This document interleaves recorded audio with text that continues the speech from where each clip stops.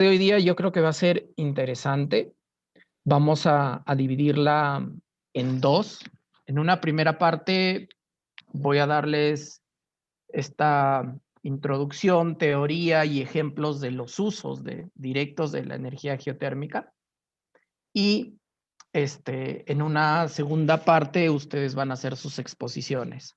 Pero les vamos a dar un tiempo para que, en caso requieran, revisar algo de su presentación, producto de la clase de hoy, también van a tener ese tiempo, ¿no? Estuve revisando algunas de sus presentaciones.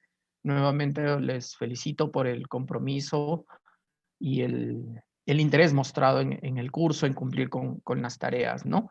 Entonces, la clase de hoy va a ser algo intensa probablemente, es larga también, entonces vamos a comenzar de una vez. Antoinette, ¿me das permiso para presentar, por favor?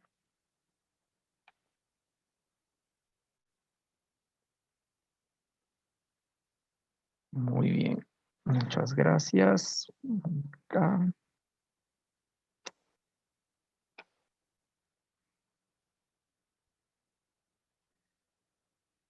¿Pueden ver mi pantalla? Ya, perfecto. Dame un minuto.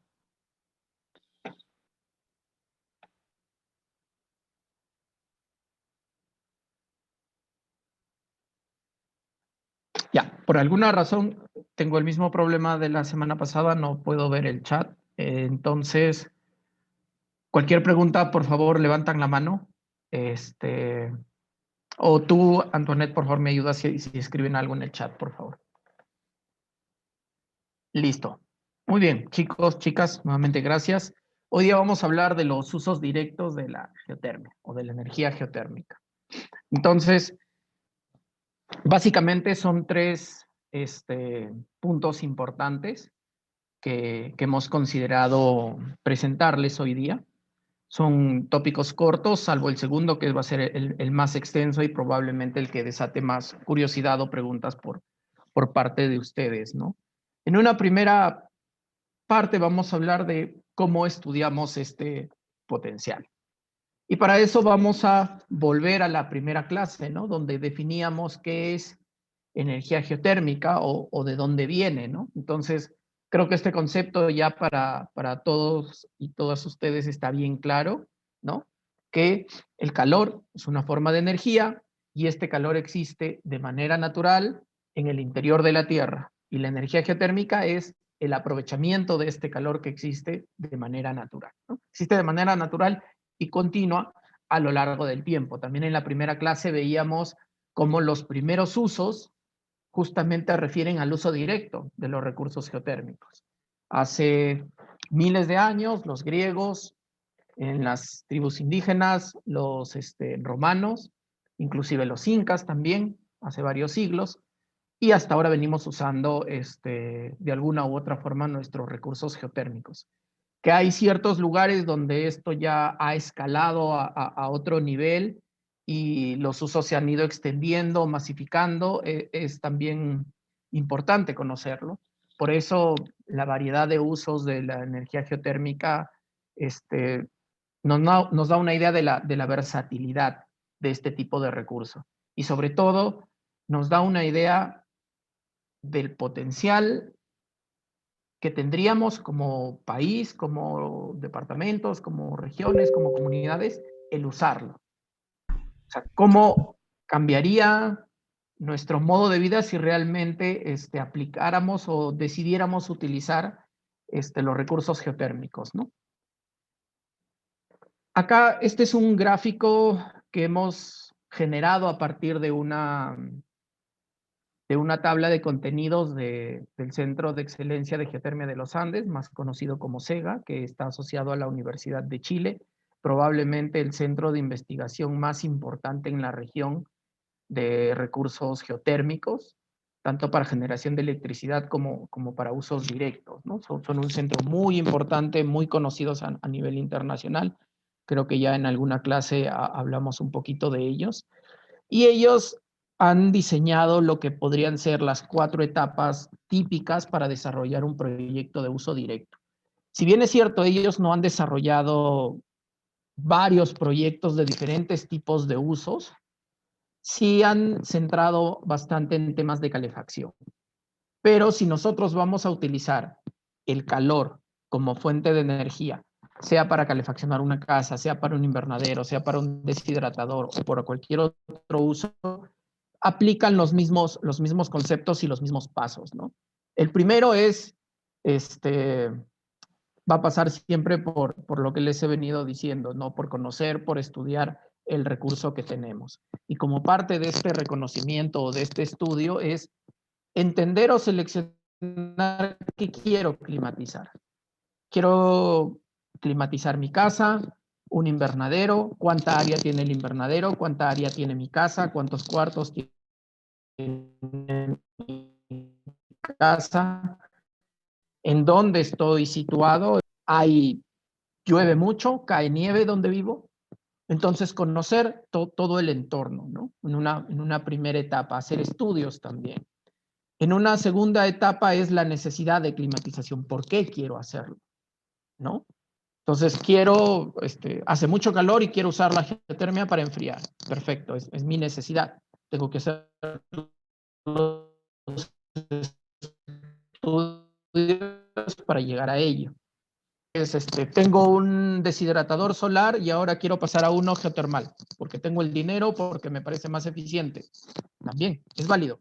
Entonces, seleccionar la ubicación, definir la necesidad de climatización y en una tercera etapa ya es construir e instalar. Y hay una cuarta etapa que es transferir el sistema o el conocimiento del sistema a los beneficiarios, ¿no? Hay una cualidad muy particular de los usos directos de la geotermia, ¿no? Que normalmente están asociados a un fin social y ambiental, pero tienen un enfoque social muy, muy fuerte. Más adelante vamos a ver un video. Entonces, ¿qué es lo que sucede? Es muy importante que en la comunidad o en el lugar donde nosotros querramos instalar este sistema sea aceptado. Hay que hacer estudios sociales también para ello, estudios de percepción, etcétera. Y más o menos nos damos cuenta que desarrollar un proyecto de estos requiere su tiempo, ¿no? Estamos hablando 8 más 7, 15 más 20, 35 meses, 3 años aproximadamente de trabajo constante. Y obviamente acá estamos descartando que el proyecto ya está financiado, ¿no? Entonces hay ciertas consideraciones. Mardo, por favor. Sí, Víctor, buenos días. Ahí en la gráfica se muestra una superposición de las etapas 2, 3 respecto a la 4. En el momento de que se dice transferir el sistema a los beneficiarios, en etapa 2, ¿qué correspondería? Es digamos, la etapa inicial, estamos hablando de los permisos, estamos hablando de la documentación, ¿qué es lo que se estaría transfiriendo a los beneficiarios en la etapa 2?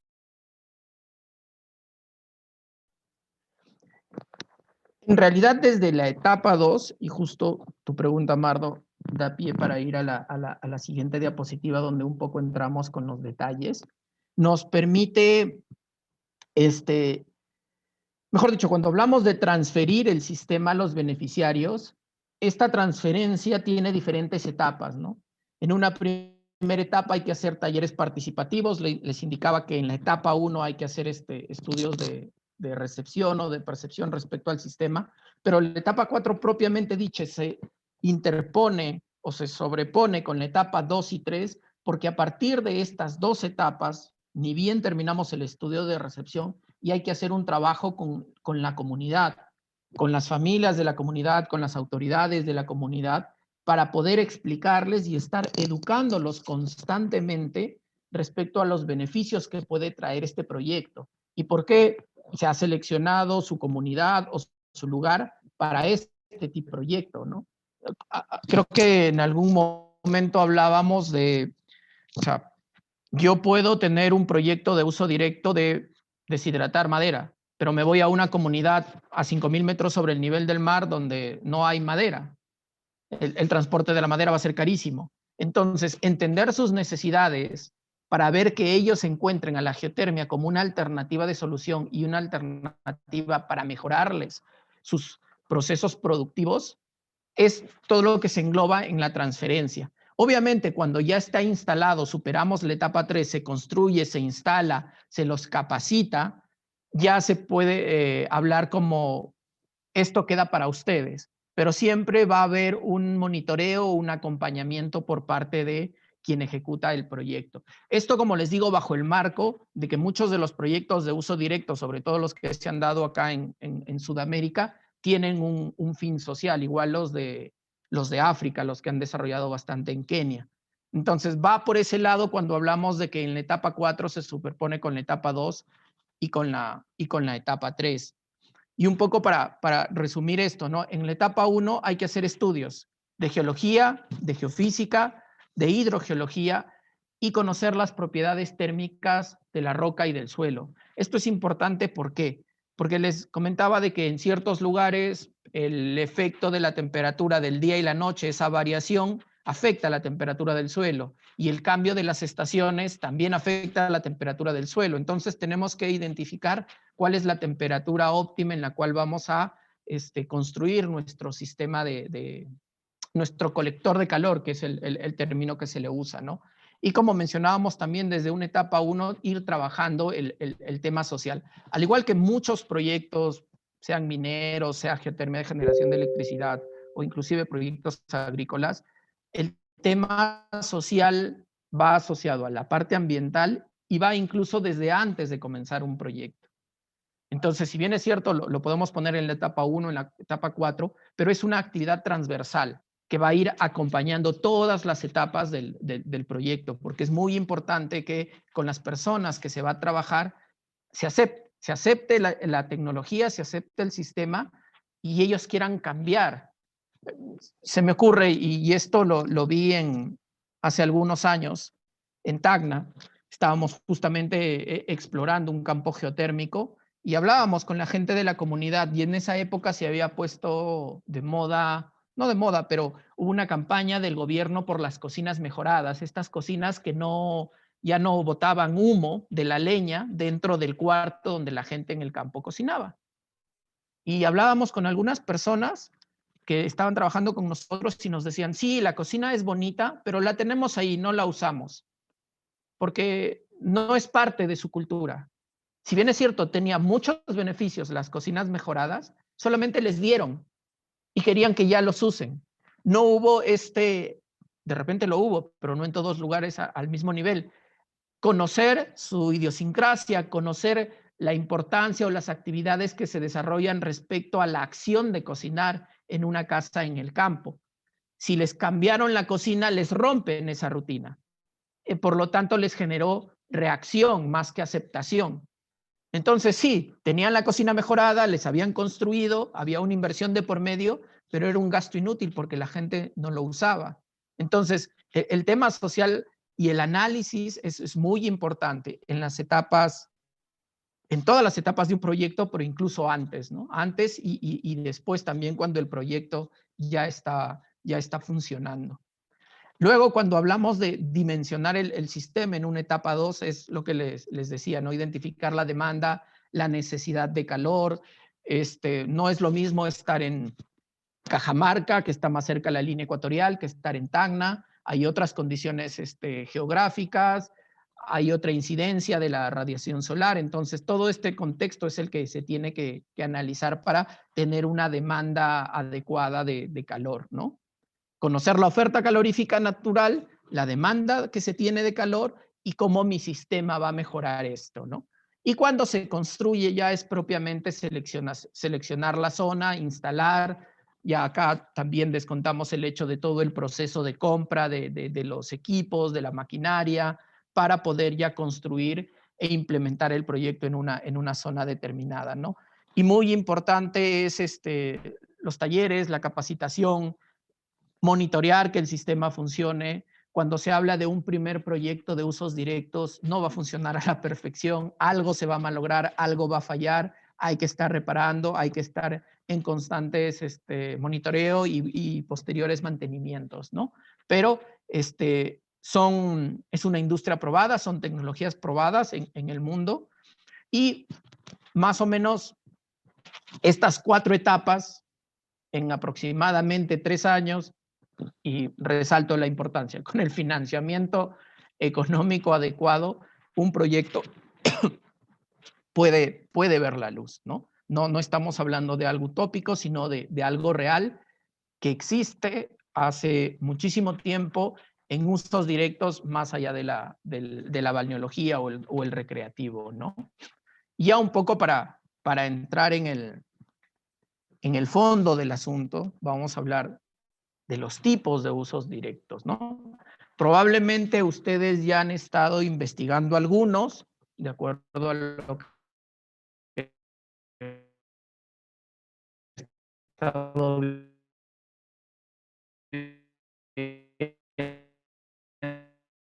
en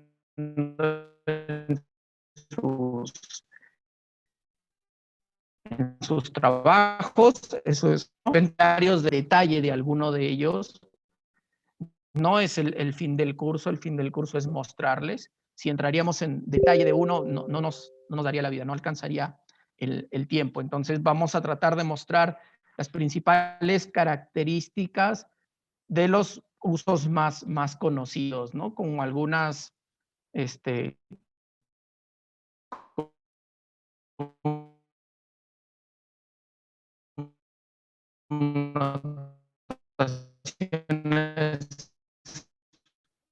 peculiares o particulares.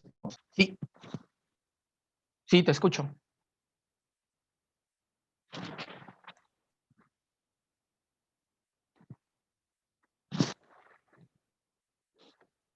Sí, les pido disculpas por ello. Como estoy en el hotel, la conexión Wi-Fi no es tan buena. Para repetir, no me dejes avanzar y que nadie me esté escuchando, por favor.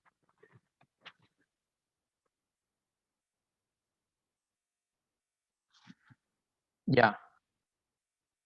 ¿Y ahora cómo me escuchas?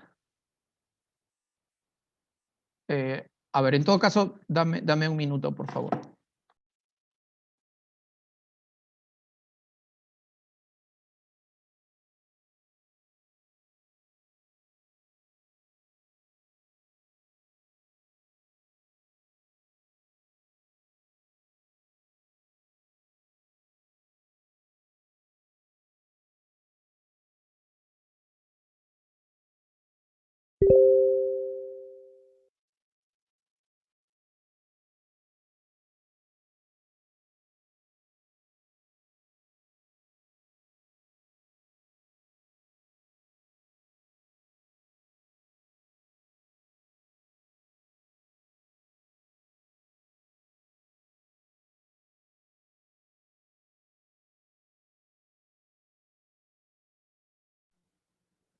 Hola, a ver, ¿me escuchan mejor ahora?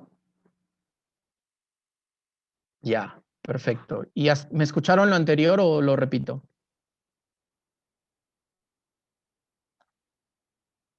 Acá.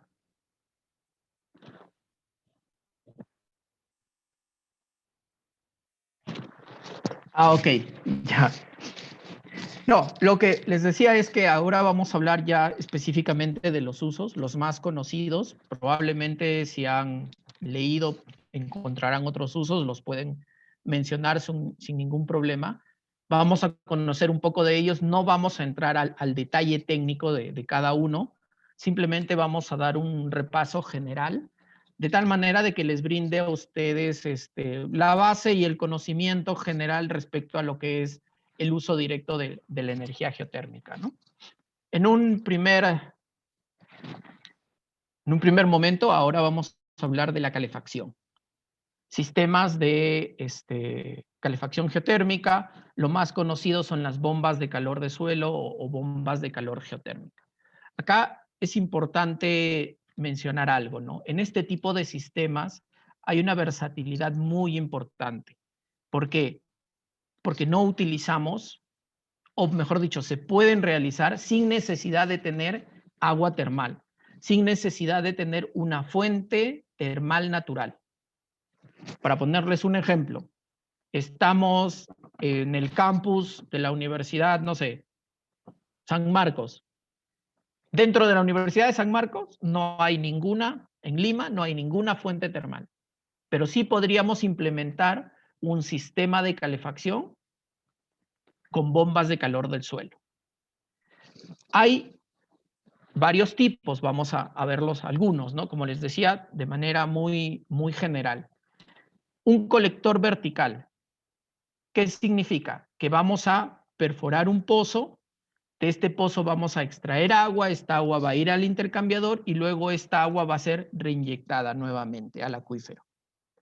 En colectores horizontales, lo que hacemos es, como se ve en la fotografía de la parte derecha, tender una red de tuberías de manera horizontal, puede ser en serie o paralela, de tal manera de que el fluido frío va a viajar, se va a calentar, porque esto va a estar en el interior del suelo, en el subsuelo enterrado, y va a absorber este calor, y luego nos va a traer el fluido o el agua caliente.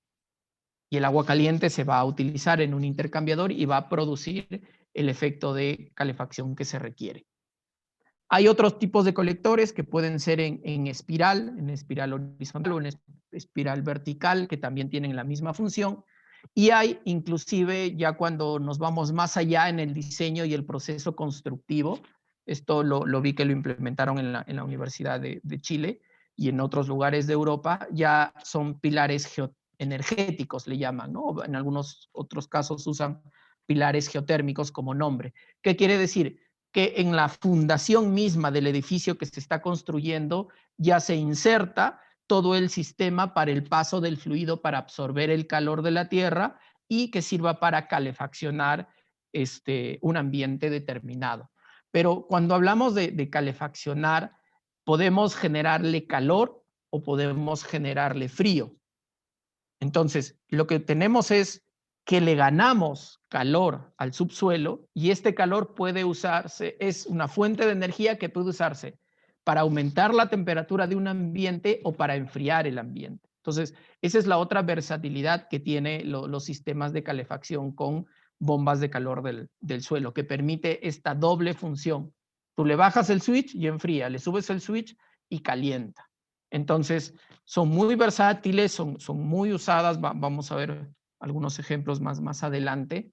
Y acá, por ejemplo, esto es del Departamento de Energía de Estados Unidos, ¿no? Cómo muestran algunos casos de sistemas de calefacción, tanto en Estados Unidos, en algunos países de Europa, en Inglaterra, y los cuadros de la parte inferior muestran un poco la rentabilidad, ¿no? Muestran que a la larga los sistemas de calefacción geotermal son más eficientes en el tiempo y tienen una menor demanda de energía. La principal desventaja, y muchas veces representa una barrera, es que son más costosos al inicio. Pero teniendo en cuenta los costos asociados y los mantenimientos, los sistemas de calor geotérmico se vuelven muy eficientes en el mediano y en el largo plazo. Entonces, acá, por ejemplo, en una casa de 275 metros cuadrados, si utilizamos un sistema tradicional de aire acondicionado o combustibles fósiles, hay una demanda de 27 megawatts hora de energía. En cambio, con una bomba de calor, 11 megawatts, menos del 50%. Y los costos anuales también se reducen de una manera importante, casi el 30%. Un caso similar a lo que se tiene en Finlandia. Y tanto para los dos ejemplos ocurre lo que les decía, ¿no? El costo inicial es más caro por todo el sistema que hay que construir. Pero ya están demostrados, es una tecnología probada y como les decía, la versatilidad es que funciona en zonas donde hay una fuente termal, perfecto, la usamos, y si no hay una fuente termal, usamos el calor del suelo. Entonces, es un primer uso que estamos viendo muy difundido ya de manera global en muchas partes del mundo, en Asia, en Europa, Norteamérica, ya en Sudamérica también hay estudios iniciales para este tipo de sistemas geotérmicos, inclusive el gobierno chileno, con apoyo del Banco Mundial, ya sacó un manual para calefacción distrital que debe aplicarse en Chile, porque están dándole bastante impulso, sobre todo en la parte sur de este país. Entonces sí representa una oportunidad realmente viable. Y en el caso peruano, para las zonas altoandinas, muchas veces nos fijamos en zonas altoandinas como lo que sucede en la parte alta de Arequipa, Moquegua, Tacna, Puno, pero no miramos que también hay zonas que sufren la inclemencia del frío, sobre todo en el invierno, en la parte norte, la parte alta de Cajamarca. Hay pueblos que están sobre los 3.500, 4.000 metros sobre el nivel del mar, en La Libertad, en Ancas. Entonces sí representa una alternativa importante para combatir las oleadas de friaje que se tienen aquí en el Perú, y como un método sostenible, ¿no? No algo como bomberos, nada más llega la época de frío, tomo una acción que sirve para esa época de frío, pero no es algo sostenible en el tiempo. Ahí es donde la geotermia se vuelve una alternativa viable para enfrentar este tipo de inclemencias del clima, ¿no? Y algunos ejemplos de lo que les decía, de que es viable, ¿no? Por ejemplo, en Francia obtienen financiamiento para desarrollar un proyecto de calefacción distrital con geotermia. En España están aprovechando que en una mina abandonada había generación de agua termal y lo van a usar para calefaccionar un pueblo en el norte de España. Y también en Reino Unido, ¿no? Podemos ver, son noticias, la del Reino Unido es de noviembre del 2020, cómo buscan una solución a reducir las emisiones de carbón para mitigar los efectos de los gases de efecto invernadero con la geotermia, ¿no? En la siguiente clase, cuando hablemos de las implicancias sociales ambientales, vamos a hablar un poco más de cómo la geotermia se vuelve una alternativa de mitigación frente al cambio climático. Pero no es algo nuevo, es algo que ya se viene desarrollando y tiene bastante acogida, ¿no? Luego, otro uso muy interesante, muy eficiente son los invernaderos, ¿no? Los invernaderos geotermales están probados que son más eficientes que los invernaderos tradicionales porque podemos controlar la temperatura durante la noche. Entonces, controlamos la temperatura durante el día, durante la noche, las especies tienen un crecimiento más óptimo, ¿no? Esto se basa primero de conocer el tipo de producto que quiero cultivar, conocer sus características. Algo importante que no mencioné al inicio, pero sí es importante decirlo, valga la redundancia, es que este tipo de proyectos son interdisciplinarios, ¿no? No es donde acá trabaja el ingeniero geólogo o el geoquímico, o acá trabaja el sociólogo, o acá trabaja el biólogo, no. Mientras tu equipo de trabajo es más multidisciplinario, vas a poder trabajar mejor, vas a poder conocer más aspectos, vas a poder explotar mejor las bondades de la geotermia. Entonces, la mayoría de proyectos de usos directos son multidisciplinarios, requieren un trabajo conjunto de muchos profesionales para que el proyecto, uno, sea exitoso y dos, se vuelva sostenible en el tiempo. Acá hay algunos ejemplos de invernaderos que se tienen en Estados Unidos. Algunos ya son más, ¿cómo se diría? Con mayor tecnología, mayor inversión. Acá tenemos algunos ejemplos de plástico.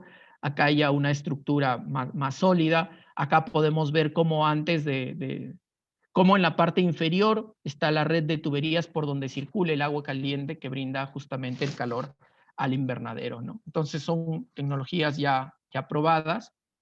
Igual, algo peculiar que saltó a las noticias el año pasado, ¿no? Dado el mayor consumo de cannabis medicinal, ya se están desarrollando invernaderos geotérmicos para el cultivo de cannabis, ¿no? Eso se está dando en Europa.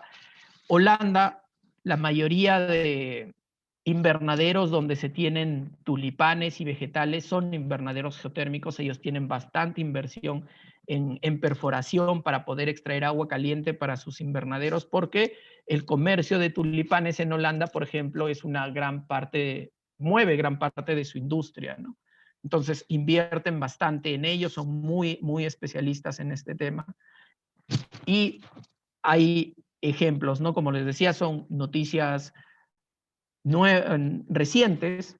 Mi interés de mostrarles estas noticias es a que vean que la tecnología funciona, que no estamos hablando de que algo que debe probarse, sino algo que ya está funcionando, y hay interés en diversos países del mundo de desarrollar este tipo de, en este caso, de invernaderos geotérmicos, ¿no? Acá quiero mostrarles un video, de repente algunos de ustedes han tenido la oportunidad de ver, justo es la experiencia de SEGA, de este Centro de Excelencia de Geotermia de los Andes, de la Universidad de Chile, en la implementación de el primer invernadero geotermal de Sudamérica, ¿no? Es un video muy interesante, muy bonito, muestra cómo tiene la importancia de desarrollar este proyecto, ¿no? No solo porque la geotermia sea bonita, sino porque brinda una oportunidad de mejorarle la calidad de vida a la gente de una determinada localidad.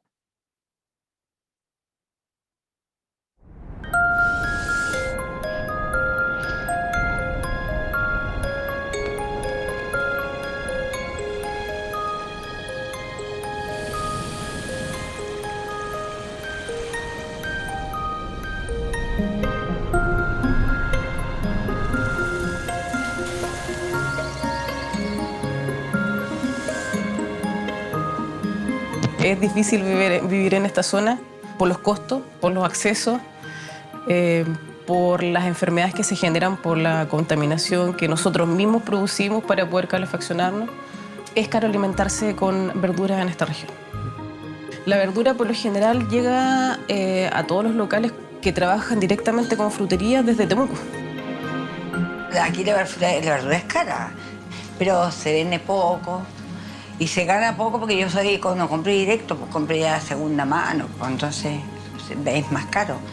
Y evidentemente una verdura de calidad es una verdura de invernadero. Las verduras del norte, por lo general, si bien las tratamos de consumir porque aportan nutrientes que necesitamos en nuestra alimentación diaria, pero no es la misma calidad.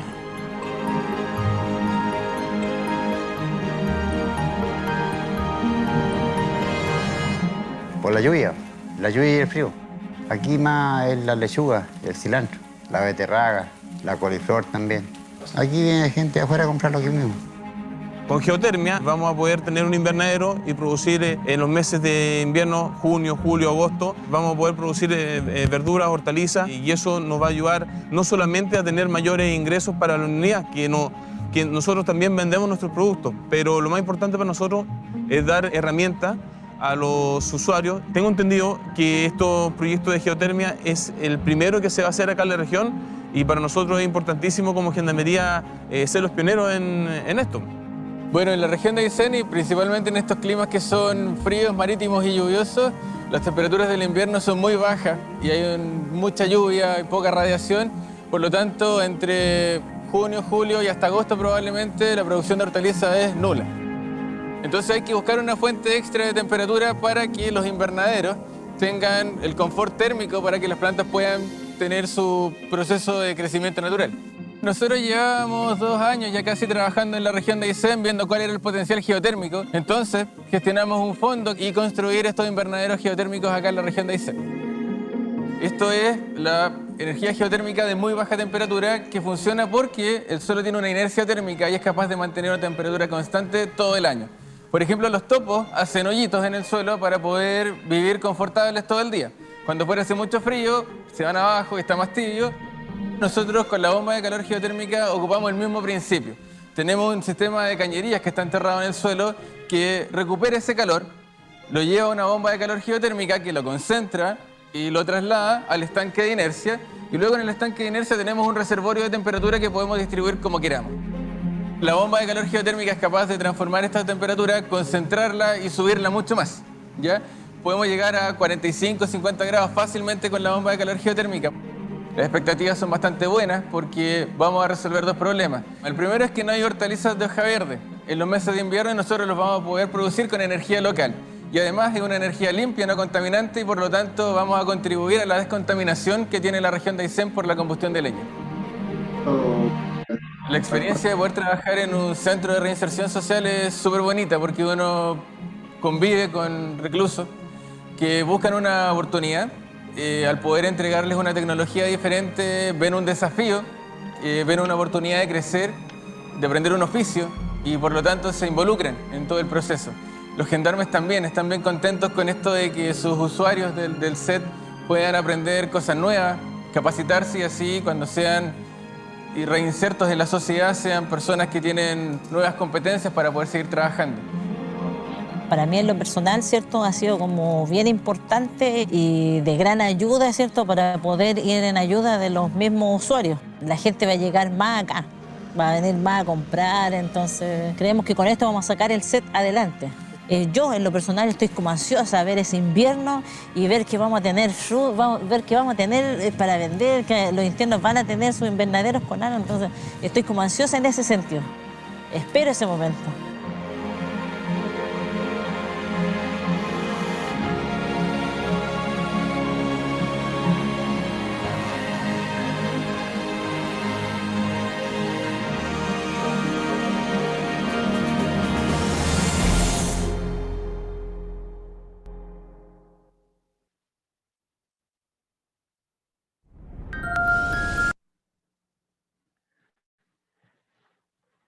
Bueno, como vieron, el proyecto de SEGA acá en Chile es allá en Chile, perdón, es muy interesante, es muy bonito, porque tiene varios fines, ¿no? Se han dado cuenta de la necesidad de mejorar sus alimentos en esta localidad, la necesidad de cambiar esta cultura de calefacción de leña con geotermia, y luego están en un sitio que le llaman la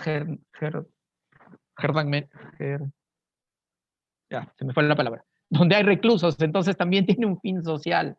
Entonces es un proyecto bien integral, muy, muy bonito, como les digo, a mí me parece muy atractivo, digno de replicarse en otros lugares, ¿no? Entonces, sí me parecía muy importante mostrarles a ustedes el video, ¿no?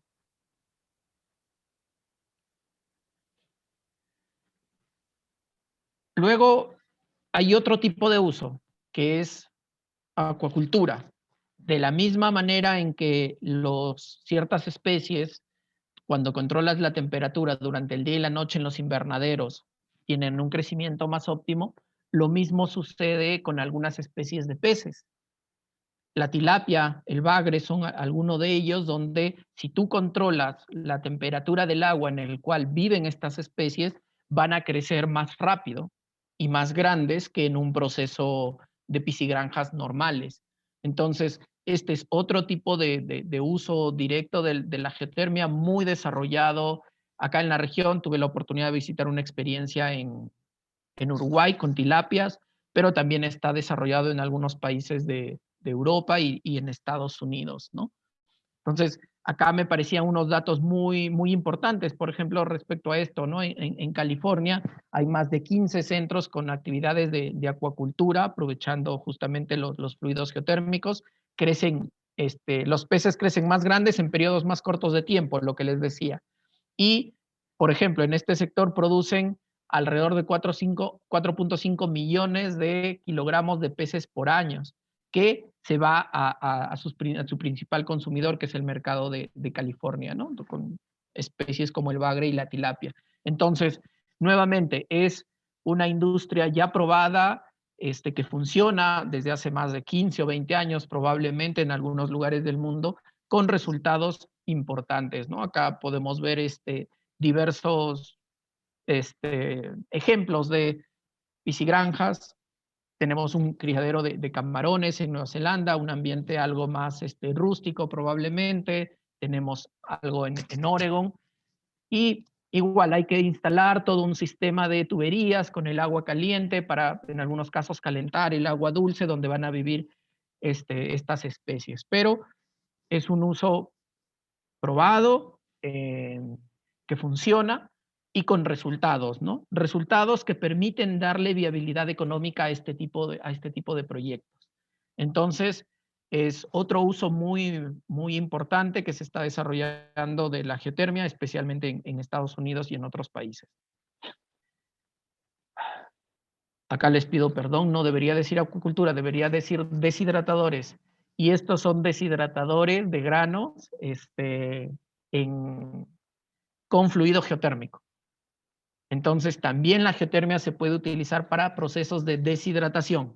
Puedes deshidratar frutas, puedes deshidratar vegetales, puedes deshidratar granos, puedes deshidratar madera, puedes secar granos también, otro nombre. En algunos lugares se usa para el secado de granos de café, por ejemplo, en países de Centroamérica, porque hay una industria cafetalera importante. Entonces, también se puede utilizar la geotermia para este tipo de usos o esta industria, ¿no? Y acá les quiero mostrar un ejemplo muy interesante también de deshidratación de México. Esto es reciente y me parece también algo importante para compartir con ustedes respecto a los usos directos. Ante el grave problema del desperdicio de alimentos y las dificultades que puede presentar llevar comida fresca a algunos lugares apartados, la ingesta de fruta deshidratada se vuelve una opción bastante atractiva. Además, el proceso de deshidratación concentra la fibra y eleva la densidad energética. Y la Universidad Nacional Autónoma de México trabaja para ponerse a la vanguardia de esta industria. La UNAM creó un deshidratador geotérmico con la capacidad de transformar hasta 200 kilos de alimentos, equivalentes a 2 toneladas de producto fresco. Nosotros lo que hacemos es tomar el agua caliente que existe en el subsuelo.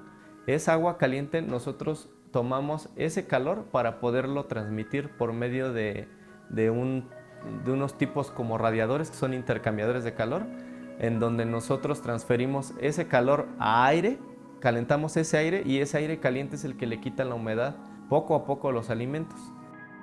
En este desarrollo participan las facultades de Ingeniería y de Química del UNAM, con el objetivo de asegurar que los alimentos no tengan bacterias y que el color, olor y sabor sean los adecuados para su comercialización. Al ser procesados, los alimentos pierden peso, lo que hace más fácil su transportación y almacenamiento. Además, no necesitan refrigeración. El desperdicio de alimentos en nuestro país están enfocados en la parte frutícola. Los alimentos con más relevancia dentro del mercado de la deshidratación son la piña, el mango, el melón, la sandía, el coco, plátano, y justamente son esos productos con los que hemos estado trabajando. Este proyecto puede ser punta de lanza para otras investigaciones sobre el aprovechamiento de la energía geotérmica, que permitirán, además de la deshidratación de alimentos, tener invernaderos y calefacción en zonas frías. Al utilizar la energía geotérmica, nosotros ocupamos un recurso natural del país para beneficiarnos, el cual no produce CO2, no produce contaminación, y podemos nosotros deshidratar día y noche los 365 días del año. La gran ventaja que se tiene es que es una patente mexicana, es un desarrollo mexicano y está hecho totalmente con la ingeniería mexicana. La planta deshidratadora ha generado cerca de 40 empleos y opera en el municipio de San Pedro Lagunillas, Nayarit, donde ha comenzado la etapa de precomercialización con pruebas de empaque y distribución. Para TV UNAM, Ángel Contreras.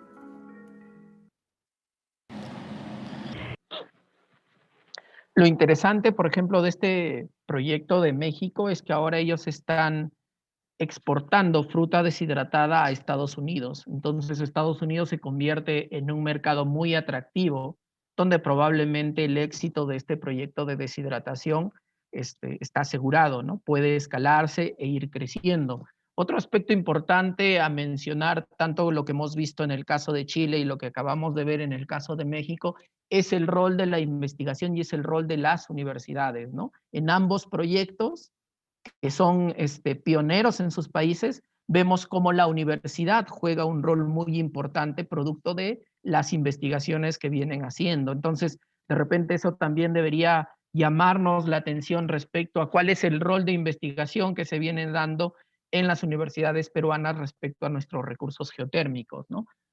Posible que los geólogos nos hayamos centrado en la minería, en el gas, en el petróleo, y no estemos mirando la aplicación de este conocimiento de las ciencias de la tierra hacia otras industrias, ¿no? Entonces, no solo para los biólogos, los ingenieros eléctricos, los ingenieros mecánicos, de repente es importante comenzar a fomentar, y por eso es que este tipo de espacios donde hablamos y discutimos sobre la geotermia, sobre los usos directos, esperemos que sirva para eso, ¿no? Para que más gente conozca y más gente se interese por desarrollar esta industria aquí en el Perú, ¿no? Otro uso más, entre comillas, extraño, menos comercial probablemente, pero es un uso exitoso que se está dando en la zona de Matsuo, en Japón. En la zona de Matsukawa hay fuentes termales y han hecho el experimento de, tanto con el vapor y el agua, teñir telas, ¿no? Entonces se decolora, se fija el tinte y se tienen esta variedad de prendas con estos colores, ¿no? Entonces también se vuelve una alternativa, ¿no? Acá la primera palabra que se me viene a la mente cuando muestro estos slides es nuevamente la versatilidad. O sea, un recurso que tú lo puedes estar usando para generar electricidad, lo puedes estar usando para la parte textil.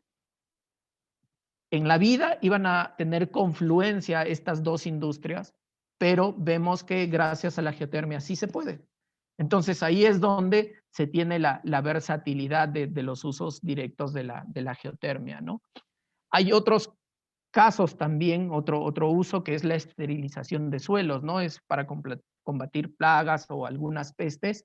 También con el vapor o el agua caliente se usa en el caso de Kenia este vapor para la esterilización de suelos, ¿no? En sus zonas agrícolas. Entonces, como podemos ver, hay una gran variedad de usos de la geotermia muy difundidos, muy desarrollados. Ya es una industria madura, una tecnología madura. Entonces, la oportunidad que esto representa para el Perú, por ejemplo, es que impulsando la investigación, teniendo ya una tecnología aprobada, es muy posible que estos proyectos funcionen y funcionen de una manera exitosa aquí en el país. Por eso, nuevamente resalto la importancia de conocer cuáles son los recursos que tenemos y sobre todo saber cómo los podemos usar de una manera eficiente. Este es un video un poquito más largo, va a hablar un poco de generación de electricidad, pero también habla de cómo se combina con el tema de usos directos en Islandia, ¿no? Islandia, un país considerado verde por la generación de electricidad con recursos renovables. Les pido disculpas porque el video está en inglés, pero creo que para los que no hablan inglés mucho sí van a poder entender el contenido y el mensaje sobre todo, ¿no?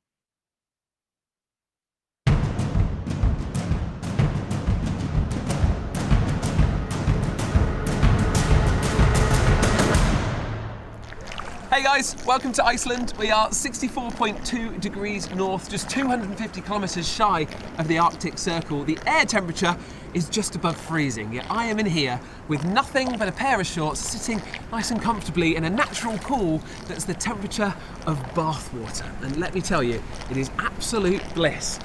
For me at least. How are the crew? Yeah, they're not loving it so much. I'll be quick. There aren't many places in the world that you can do this, and that's thanks to Iceland's unique geological setting. The Earth's crust is the hard rock that makes up the top 20 kilometers or so of our planet. It's broken up into about 12 gigantic tectonic plates, and heat from the Earth's core causes convection currents in the semi-solid mantle just below the crust, and that pushes these tectonic plates around like toys in a bathtub. Where those tectonic plates separate, some of the immense heat from deep within the Earth can get closer to the surface. And that's what's happening right here. Beneath Iceland, the Eurasian and the North American plates are moving apart, and a plume of mantle material is upwelling from deep within the Earth. It's this unique geology that's responsible for Iceland's iconic volcanoes and its geothermal heat. Normally, temperatures will increase by about 35 degrees Celsius for every kilometre depth, but here in Iceland it gets much, much hotter, much, much quicker. Descend a kilometre below me and the temperature will soar by more than 200 degrees Celsius. All that geothermal heat is good for more than just scenery and a spa day though. So it's about time I get out and I show you how. I'm also a little bit wrinkly and the crew are not loving the cold.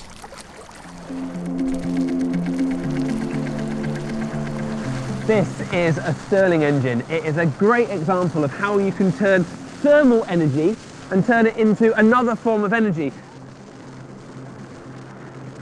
So the plate at the bottom is being heated up by this boiling water underneath it. The air inside the Stirling engine is getting excited and bouncing around more. That's hitting on the piston, pushing the piston up and turning the wheel on top. Oh my word. Well, there's something you don't see every day. In Iceland, the very ground itself is a vast and inexhaustible source of geothermal energy. So the question is, could we scale this up and use that motion to drive an electromagnetic generator and create electricity? Well, boom! That is exactly what Iceland have done. This is the Nevja-Eli geothermal power station, one of 7 major plants on this small island that are specifically designed to tap into that hotspot beneath the rocks. To get at the hottest rocks, what they've done is drilled a borehole up to 3 kilometers deep. Water is pumped down, it gets superheated, it expands into steam and it rushes back up to turn turbines and generate electricity on a national scale. Around 25% of all of Iceland's electricity comes from geothermal sources. The rest comes from hydropower, which means incredibly, all of Iceland's power comes from clean, renewable sources. And this cheap, clean energy has helped transform Iceland's economy from one of Europe's poorest countries to one of its richest. Electricity here is around 1/3 cheaper per kilowatt hour than in the UK. And that has fueled a highly profitable yet energy-thirsty aluminium industry that accounts for almost 40% of Iceland's total exports. And it is even starting to power Iceland's newest industry, Bitcoin mining. Tell you what though, maybe they should add some wind turbines to the mix. Crikey! But Iceland's geothermal heat is being harnessed for more than just electricity. While the power plants are drilling down thousands of meters to access truly immense temperatures, you don't actually need to go down that far to reap the benefits. Water that seeps down into the ground naturally is also heated before it resurfaces, sometimes in balmy pools like the one I was enjoying this morning, and sometimes as dramatic geysers like this. And this hot water has perhaps had an even greater impact on Icelanders' lives. It's used in the towns and cities to heat around 90% of Icelandic homes, pumped under the streets and pavements to keep them snow-free, and it's even used in agriculture too. In recent decades, greenhouses like this have sprung up across Iceland. They're heated by geothermal energy, and it means that this cold, barren island can produce fresh, delicious produce year-round. And I am going in to try some. There we go, I got one. So how many tomatoes do you pick in a day? In our greenhouses, we are usually sending to the market 1 ton every day. We like to grow as most of our own tomatoes as possible, so we can say about 65% of the tomatoes on the market are Icelandic. So how, in a country that is covered in snow a lot of the time, that doesn't have trees, it's very little vegetation, do you produce tomatoes all year round? The good thing is that we have good help from our nature, so we can make it possible by using the hot water in the ground. But if we're going to do it all year round, we also have to make sun for them. And the good thing in Iceland is that all our electricity are green-making electricity, made from the cold water, the warm water, both by running turbines. What is hot in here? What's it doing? In the greenhouses, we have about 25 kilometers of heating pipes. We are driving on 2 of them. Oh, I love that. The tomato trolley runs on some of the hot water pipes. Yep. Genius. And this is where he gets the hot water from. This is a geyser. It gives about 15 litres of water every second. That wasn't enough though, so they dug a borehole. This goes 400 meters down into the ground. The power of nature.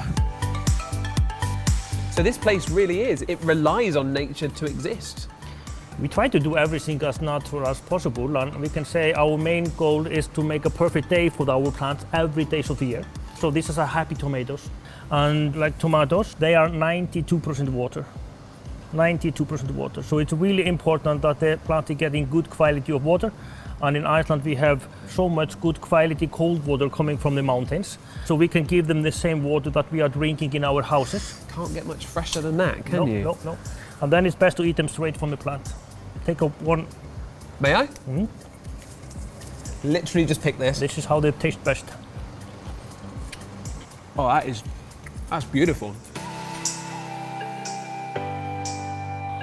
So why is it important for Iceland to support farmers like yourselves? We should be a green buyers, not a grey buyers, and I think it's so important that we are buying local, because it's so much pollution for the world to be traveling across the world with all this food which we can easily grow or make in our own countries. I mean, the tomatoes which we pick here in the morning, they can be in the supermarket in the afternoon or the morning after. I think we could learn a lot from Iceland and other countries around the world, you know, harnessing modern techniques, using renewable energy and shopping green and buying green. It's so much I think we can learn from this wonderful country. I think everybody should think about it, because we only have one earth, and we like to give the word to our children, the grandchildren, in a better mood. So it means a lot to me.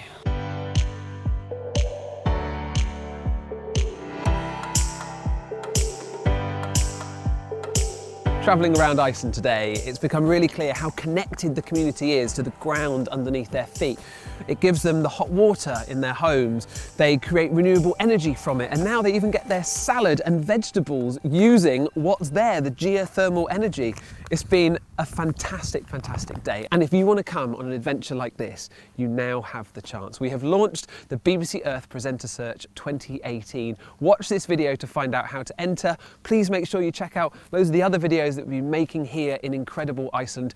Make sure you subscribe to the channel, hit the notification bell, and then...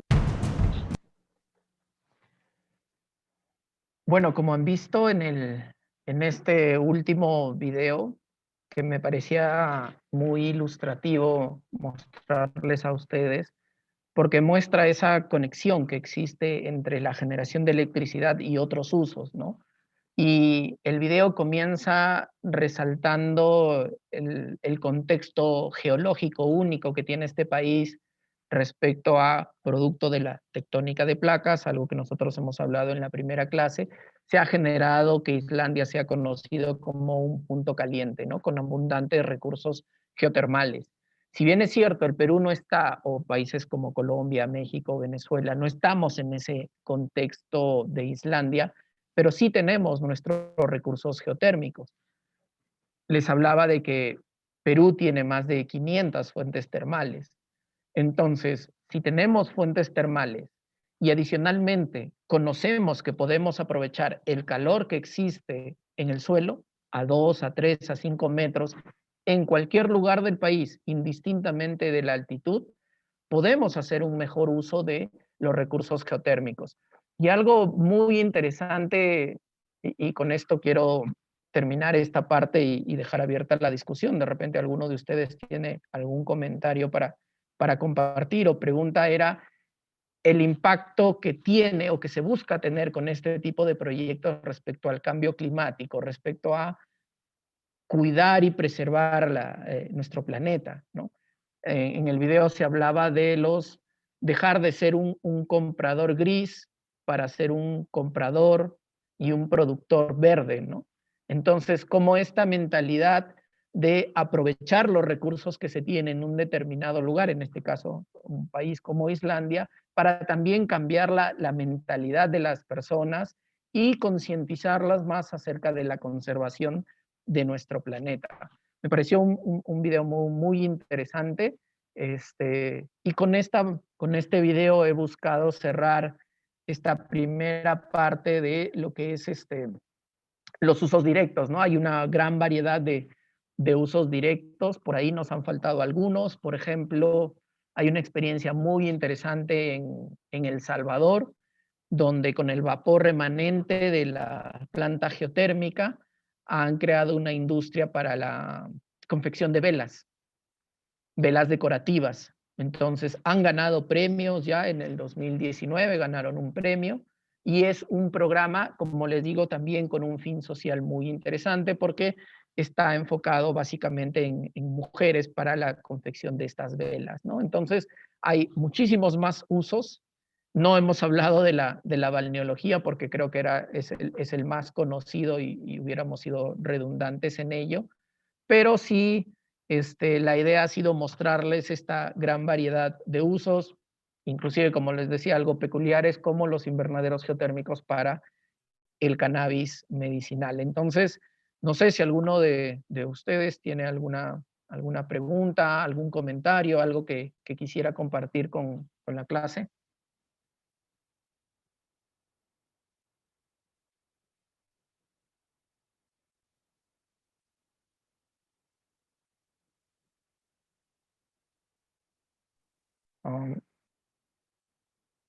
Antoinette.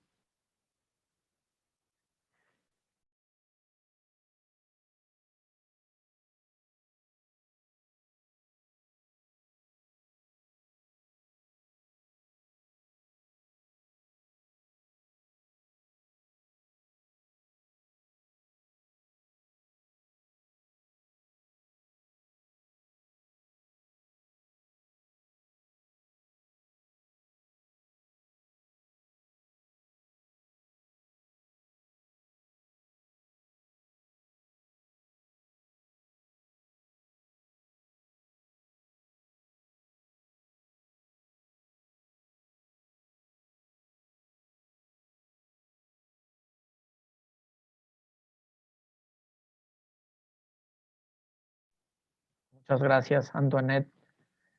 Leticia, por favor. Buenos días, profe, gracias. Buenos días a todos. ¿Me escuchan bien? Sí, te escuchamos. Pero solo un comentario que quería hacer con respecto a la intervención inicial que hizo Mardo y la respuesta que usted le dio de incluir a las comunidades ya desde la segunda etapa en los proyectos. Yo estaba esta mañana precisamente pensando un poco en la clase de hoy y sí, en efecto, los usos directos dan esa oportunidad, ¿no? del desarrollo endógeno local. Y estaba, de hecho, pensando en que en este enfoque de hacer participativo, hay que incluir también el enfoque de género. Porque precisamente esa experiencia de la que usted habló, de que las cocinas mejoradas no tuvieron éxito en esa localidad que usted nombró, eso seguramente debe haber sido porque cuando se hizo el proyecto, a pesar de que se invitó a las comunidades, no se debe haber invitado a las mujeres, que al final son las verdaderas usuarias de la cocina, y no se les preguntó seguramente, ¿no? Yo estoy especulando, pero como ya he estudiado mucho de eso, pues puedo traerlo acá como un ejemplo. Y lo traigo como un ejemplo porque quisiera dejar la inquietud de que es importante que cuando se vaya a hacer la parte de lo que es la participación de las comunidades, se hagan mecanismos para que las mujeres puedan participar.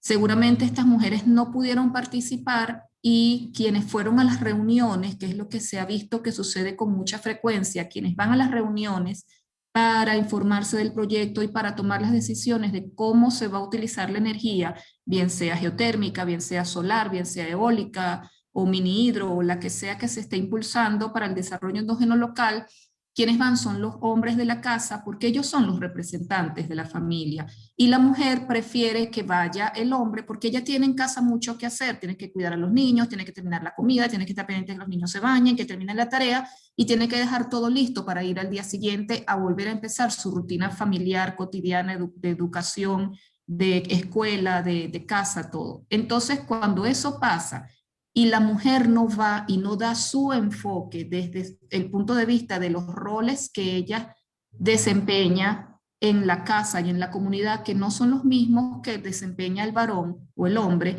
entonces allí es cuando sucede que la iniciativa que uno lleva como institución es bellísima. Una lleva todas las buenas intenciones de ayudar al desarrollo endógeno, de apoyar a comunidades que lo necesitan, pero cuando no tenemos en cuenta todas las miradas, solamente por eso muchos proyectos han fracasado. Y eso está registrado, eso está ya documentado y sistematizado en muchos papers publicados en Internet. Entonces, bueno, era solo que quería dejar ese comentario porque de verdad que es necesario, como decía el profesor, que desde la segunda etapa ya se empiece a involucrar a la comunidad y no solo informarles al final. Gracias por la oportunidad, profesor. No, Leticia, lo que mencionas es importante, ¿no? El enfoque de género en el desarrollo de este tipo de proyectos es y va a ser clave. Y justamente yo un poco quiero resumir lo que tú mencionas en algo que dije hace un momento, ¿no? La oportunidad que tenemos de aprender de los errores. Entonces, lo que no ha funcionado bien o lo que no ha funcionado o lo que funciona en otras industrias en el país o en otros países, lo podemos tomar como lecciones que nos sirvan para tener un proyecto sostenible, que es lo que buscamos, ¿no? Tener proyectos sostenibles aprovechando los recursos geotérmicos. Y finalmente, es importante el trabajo previo, como has mencionado, pero también es importante el trabajo posterior, sobre todo cuando estamos tratando de cambiar hábitos y muchas veces somos reactivos a cambiar nuestros hábitos. Entonces, el trabajo posterior, probablemente talleres de retroalimentación respecto a si el proyecto funcionó o no, o qué cosas debería mejorar, también es un aspecto importante a considerar, ¿no? Mardo, por favor. Sí, y Víctor, de los ejemplos que tú mostraste, quería preguntarte si sabes si estos son proyectos invernaderos y todos los que mostraste son proyectos que van subsidiados por el Estado o van de la mano con algún tipo de asociación público-privada. Lo comento porque si es que en el caso nuestro, yo lo que he visto de la experiencia en el Ministerio de Energía y Minas, sobre todo, por ejemplo, en el tema de electrificación rural, donde lo que se busca es tratar de llevar el suministro eléctrico a diferentes áreas rurales, áreas aisladas, ¿no? Se trata de llevar energía eléctrica para diferentes fines, pero siempre bajo el esquema de energía convencional a través de las redes eléctricas, ampliándolas, subsidiando, digamos, toda la inversión y todo el tema de tarifas, además de aplicar otras soluciones ya muy aisladas, como son paneles solares en zonas de ceja de selva, o pequeñas centrales hidroeléctricas, microcentrales hidroeléctricas pequeñitas, donde hay, digamos, fuente de energía hidráulica. Pero esto podría ser una alternativa para esas zonas, para poder dar actividad productiva, digamos, en algunas regiones donde cuenten con alguna capacidad de esta naturaleza, no de fuente geotérmica. Pero yo me imagino que esto tendría que ir de la mano de un plan del gobierno, ¿no? O sea, una especie de tarea entre el Ministerio de Energía y Minas, que es el ente regulador del tema de energía, más otra entidad como el Ministerio de la Producción, que trate de, digamos, unir los esfuerzos de tal manera que a la población que se encuentra en esa zona se le pueda dotar de todo el financiamiento, la capacidad técnica para poder darle sostenibilidad a esta actividad y crear invernaderos para sus productos, digamos, fuentes de calor o de refrigeración para poder darle, digamos, un mayor recurso económico a esas comunidades y de esa manera darles, digamos, mejor calidad de vida a ellos mismos, ¿no? Para que puedan tener recursos económicos o también mejores posibilidades de desarrollo para su región. Sí, Mardo, lo que mencionas es interesante porque has dicho algo importante, es la articulación de esfuerzos, ¿no? Y el Ministerio de Energía y Minas, el Ministerio de Producción, el Ministerio de Agricultura, inclusive también debería estar involucrado la Autoridad Nacional del Agua y diversos entes que regulan o legislan respecto a nuestros recursos. Pero algo importante que yo quiero destacar de eso es que en el ejemplo de México y de Chile parte de la academia. O sea, estudiar los recursos geotérmicos y desarrollar un proyecto de uso directo y cómo este proyecto puede tener un impacto ambiental, un impacto social, genera bastante información que podría ser aprovechada por diversos profesionales. Ciencias de la tierra, sociólogos, químicos, biólogos, agrícolas, entonces, zootecnistas, por ejemplo, los que ven temas de ganadería. Entonces, representa una oportunidad grande, creo yo, para generar conocimiento. Si bien es cierto, y en el video de Chile lo mencionan, este proyecto lo desarrolla la universidad, encuentra una necesidad energética en esta zona de Aysén, al sur de Chile, lo estudian, mencionan que durante 2 años hacen estudios y luego postulan a un fondo. Y con este fondo es que logran implementar el invernadero. Y en una siguiente etapa, la última etapa es ya que el invernadero se vuelva autosostenible. Porque los proyectos geotérmicos, y es algo que mencionamos y es aprendido también de la interacción con la gente del SEGA, es que los proyectos de uso directo tienen que ser rentables. O sea, no puedo pretender desarrollar un proyecto de uso directo donde el Estado va a tener que financiar el mantenimiento y la operación durante años de años. No, los proyectos tienen un impulso financiero, pero luego tienen que estar diseñados para ser autosostenibles. O sea, yo estoy seguro que un invernadero donde se está cultivando cannabis medicinal no lo está financiando ningún estado, probablemente. Me puedo equivocar, pero me atrevería a decirlo. Es probablemente la industria privada. Y la industria privada en Holanda son los que mueven los invernaderos para las flores, para los tulipanes. Probablemente en Islandia se comenzó con un incentivo por parte del Estado, pero luego ya los productores, en este caso en el video veíamos a este señor de los tomates, ya es un invernadero privado. Entonces, lo que se busca es primero probar la tecnología y luego que el proyecto funcione y camine solo, porque no puede ser financiado de manera permanente por el gobierno o por alguna entidad, sino tiene que ser autofinanciado. Por eso es que cuando estudiamos el proyecto, al igual que cualquier otro tipo de proyectos, tú hablabas, Mardo, en el tema de generación de energía, el cierre financiero, estos proyectos también tienen que tener su modelo financiero para ver que los números cuadren y funcionen. Si puedo conseguir el impulso económico inicial, perfecto, bienvenido sea, pero tengo que apuntar a la autosostenibilidad.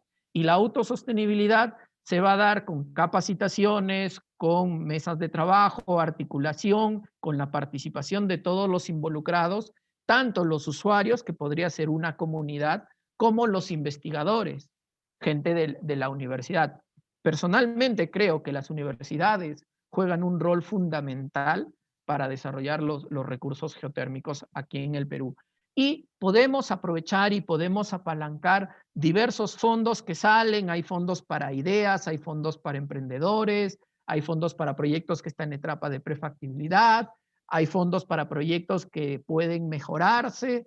Entonces, yo creo que articulando bien los esfuerzos en un trabajo multidisciplinario, este tipo de proyectos pueden ver la luz aquí en el Perú o en otros países de la región, ¿no? Es importante conocer el potencial que tenemos, saber que es una tecnología que funciona y cómo articular esfuerzos para que esto funcione, ¿no? Qué bonito sería tener el primer invernadero geotermal del Perú o una primera vivienda con calefacción geotermal acá en el país, ¿no? Entonces, porque estos proyectos luego van a ir escalando. En Chile comenzaron con el invernadero, ya han calefaccionado una guardería infantil.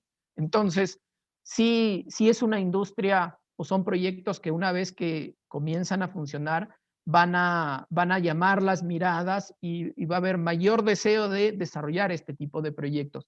Sobre todo, uno, porque son sostenibles y dos, porque contribuyen a mitigar los efectos del cambio climático, contribuyen a la reducción de gases de efecto invernadero. Y ahí es donde has mencionado algo importante, ¿no? Esto tiene que estar articulado con políticas de Estado también. Yo creo que las normas que se han dado para que el Perú mitigue los efectos del cambio climático son una base importante que brindaría el soporte para poder impulsar este tipo de proyectos. Personalmente creo que la mayor desventaja que tenemos es la falta de conocimiento respecto al potencial que tenemos y a cómo usar este potencial en el caso específico de los usos directos, ¿no?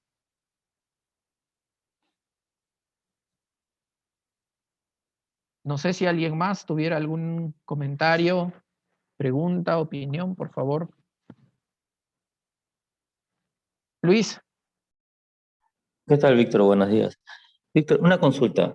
¿Existen permisos o alguna documentación si se desea instalar, por ejemplo, en una industria acá de Lima? ¿O necesariamente una persona puede instalar cuando quiera, cuando desee en su empresa, ¿no?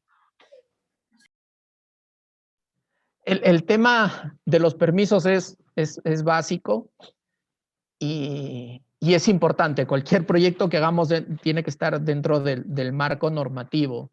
En ese sentido, por ejemplo, si yo voy a tener un sistema de calefacción con bomba de calor del suelo y yo necesito perforar un pozo para extraer el agua subterránea, que luego lo voy a hacer circular por mi colector de calor para que luego vaya a la casa y dé la energía para el intercambiador. Ya. Para perforar ese pozo, yo voy a tener que tener un permiso de la Autoridad Nacional del Agua. Luego tendré que tener otro permiso de la Autoridad Nacional del Agua para ver la licencia de uso del agua subterránea. Me imagino que tendré que tener, por el impacto del proyecto, averiguar, yo no conozco en este momento, si califica algún tipo de certificación ambiental. De repente una declaración de impacto ambiental basta y sobra si es que el fin es dentro de un proceso productivo mayor. Lamentablemente no hay una legislación exclusiva de geotermia de usos directos como sí hay de generación de electricidad, pero sí hay marcos normativos que deberíamos revisar y deberíamos ver la manera de cómo aplica para que el proyecto también esté bajo el marco normativo peruano, ¿no? O de cada país. Sería ideal tener un marco normativo para usos directos de la geotermia en el país, pero probablemente en el mediano o en el largo plazo saldrá. Luego, otro ejemplo, si yo voy a utilizar la calefacción para una piscigranja, imagino que tendré que tener permisos del sector producción, pesquería, no lo sé. Pero sí es importante tu pregunta en el sentido de que cualquier cosa que hagamos tiene que estar bajo el marco normativo respectivo, ¿no? Edson, por favor. Hola, Víctor. Buenos días con todos, compañeros. Una consultita, Víctor. En los procesos de estudio de impacto ambiental para un proyecto geotérmico, ¿tiene el mismo tiempo de demora que cualquier otro proyecto de la industria? Por ejemplo, en minería o en hidrocarburos duran entre 3 a 5 años. ¿Tiene el mismo tiempo de demora de estudio de impacto ambiental para un proyecto de geotermia? Y el otro comentario que podría hacer es que la gran diferencia entre Chile y Perú es que todo se basa en una necesidad, ¿no? La industria geotérmica en Chile se ha desarrollado bastante porque las ciudades y los pueblos que están alrededor o el área de influencia de estos proyectos tienen la necesidad, pero algo más importante es que ellos tienen el conocimiento para poder desarrollar sus proyectos. En cambio, aquí en el Perú, la zona donde tienen ahorita gran influencia de trabajo como Puno o como si fuera Moquegua, o irnos a proyectos que pueden estar alrededor de Cusco o Arequipa, considero que no tienen el conocimiento para poder desarrollarlo, especialmente las ciudades que están con una influencia directa, ¿no? Por eso la demora del proyecto. En base a lo que tú mencionaste, que es la falta de conocimiento, yo también podría mencionar que fuera la educación que tiene en realidad los que quieren o están directamente involucrados, ¿no? Es como cuando hacen el proyecto de gas de camisea, ¿no? Está el gas de camisea ahí, pero los que en realidad los directamente influenciados dentro de la zona no tienen ese beneficio. Y lo digo por experiencia propia. No tienen ese beneficio, tienen uno que otro trabajito por aquí y por allá, pero no el beneficio real del proyecto, es decir, del recurso, no tienen el beneficio real. Y ya puede ser por diferentes efectos, ¿no? Por el efecto de burocracia, por el efecto de desconocimiento, por tantas cosas que puede tener nuestra nación, pero principalmente considero que ese es uno de los principales problemas que tiene nuestra nación versus a otro. Por ejemplo, nuestro país vecino del sur, ¿no? Para no mencionar cosas que ahorita se manejan en la actualidad, ¿no? Pero una de las preguntas, Víctor, es si el proyecto de impacto ambiental tiene el mismo tiempo de demora, ¿no? Porque eso también sería un problema hoy en día, ¿no? Gracias. Sí, no, gracias por tus comentarios y preguntas, Edson. Respecto al tiempo, sí, y en realidad, por más de que personalmente me guste la geotermia, creo que son proyectos muy bondadosos, me alegra que tengan el mismo tiempo que un proyecto minero, que un proyecto de hidrocarburos. No debería haber alguna diferenciación. Lo que es importante dentro de los procesos de certificación ambiental es demostrar los impactos que el proyecto trae y si son mitigables o no, que no haya impactos negativos. Entonces, si el tiempo de estudio, de preparación, estudio, trabajo de campo, etcétera, de un estudio de impacto ambiental para una posterior certificación está normado en esos tiempos, que así sea, que se cumpla. La geotermia no tiene por qué tener excepciones. Al contrario, será entendiendo las bondades ambientales de los proyectos geotérmicos, de repente tendrá un tiempo de evaluación diferente, más rápido, pero no debería tener una excepción. Personalmente creo eso, y es importante justamente que los proyectos geotérmicos pasen por los más estrictos controles ambientales en los procesos de certificación, justamente para darle el respaldo a la población, para no cometer los errores de otras industrias. Hemos visto cómo proyectos, en el caso minero, y me imagino que en hidrocarburos también hay, donde tienen la certificación ambiental, pero no tienen lo que se conoce como la licencia social. Entonces, es mejor que el proyecto cumpla con todas sus etapas dentro de la certificación ambiental, que va de la mano de los procesos de socialización, para que realmente se puedan conocer sus beneficios. Lo otro que tú mencionas respecto a la falta de conocimiento, sí, es algo que lo he dicho, pero también hay que entender de que si yo soy un poblador que vivo en la parte alta de Moquegua, y te voy a poner un ejemplo muy claro, en el último lugar donde he estado ayer, Calacoa, 3.600 metros sobre el nivel del mar, muy cerca tienen fuentes termales, una comunidad donde principalmente vive gente adulta.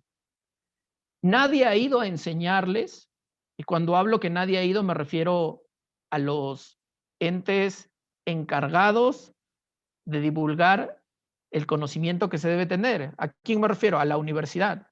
La Universidad de Moquegua, creo que hay dos universidades, Carlos Mariátegui es otra y la otra es la de Moquegua, no estoy tan seguro. No han ido a explicarles a esa gente sus recursos. Entonces, ahí es donde yo creo que nosotros como profesionales y las universidades como entes de investigación son los llamados a hacer una labor de socialización de la importancia de los recursos que tenemos y cómo los podemos usar. O sea, yo no me siento tranquilo siendo un profesional que no busco cómo contribuir a que mi país mejore. Cada uno lo hace desde diversos, desde su lugar de acción, lo cual está muy bien. Pero yo creo que debemos buscar eso como profesionales, como estudiantes. Hay mucho desconocimiento de la geotermia en el Perú. Perfecto. En este caso, mi persona, como Víctor Vargas, ¿de qué manera estoy contribuyendo a que la geotermia se conoce? En espacios como este, tratando de que más gente conozca. Y de repente en algún momento un proyecto podrá llegar a la luz con mi participación o sin mi participación. Eso es lo de menos. Lo importante es que más gente conozca de geotermia, de las bondades, y poder desarrollar algún proyecto, ojalá de manera piloto, en algún lugar donde la gente lo necesite. Yo sí creo que hay bastante desconocimiento, hay una responsabilidad importante por parte de las autoridades, pero también creo que los entes encargados de la educación como universidades en algún momento, y lo digo por experiencia, en la época que he sido estudiante, nos hemos olvidado de mirar fuera de nuestra universidad y ver cómo nosotros contribuimos a mejorar la calidad de vida en una población determinada, en el entorno donde desarrollamos nuestra actividad educativa. Yo creo que sí es importante, y nuevamente voy a resaltar la oportunidad que tienen las universidades para desarrollar investigación y con esta investigación desarrollar este tipo de proyectos. O sea, el proyecto de México de la UNAM queda en el Distrito Federal, en Ciudad Capital de México, pero el proyecto está en otra provincia, en otro lugar. Entonces, hay una labor de investigación, de conocer sus recursos y en dónde conocer o identificar la necesidad para que un proyecto funcione. Entonces, no tengamos solo la excusa de que no lo conocemos, sino cómo cambiamos ese desconocimiento, cómo contribuimos a que se conozca nuestros recursos. Si yo trabajo en minería, que se conozca el potencial minero del Perú. Si trabajo en agua subterránea, que se conozca el potencial hídrico subterráneo del Perú. Si trabajo en agricultura, de la misma manera, si estudio las papas, ayudemos a difundir el potencial que tenemos nosotros en términos de recursos, ¿no? Yo creo que esa es una responsabilidad importante como profesionales. Leticia. No, profe, no estaba levantando la mano, estaba aplaudiendo. Es que estoy totalmente de acuerdo con lo que acaba de decir y esa es mi manera de decirlo. Ajá.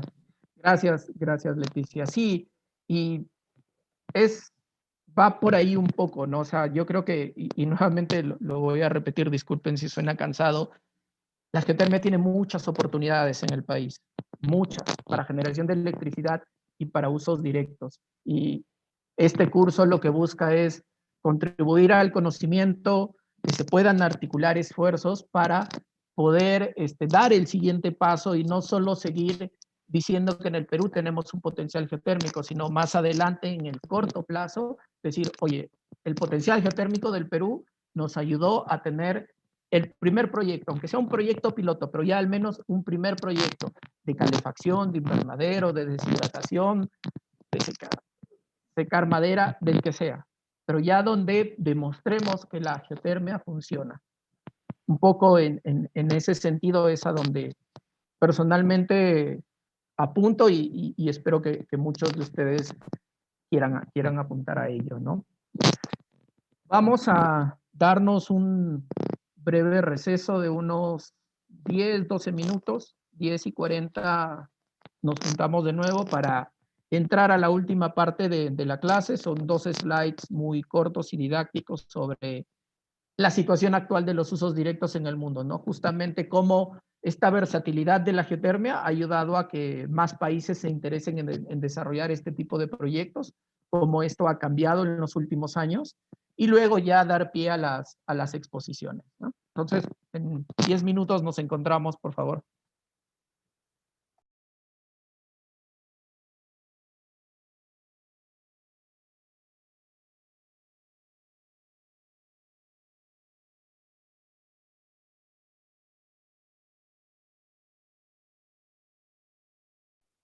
Ya se reúnen en grupos para darle una afinada final a sus presentaciones si lo consideran necesario. Si no quieren cambiar la presentación, no hay ningún problema. Pueden mencionar las ideas